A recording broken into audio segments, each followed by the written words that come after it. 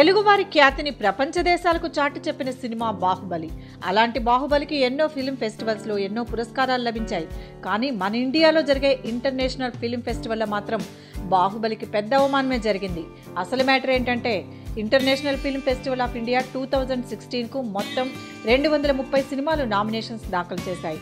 అందులో 22 సినిమాలు ప్రదర్శనకు ఎంపిక కాగా అందులో ఒక్క తెలుగు సినిమా కూడా లేకపోవడం గమనార్హం.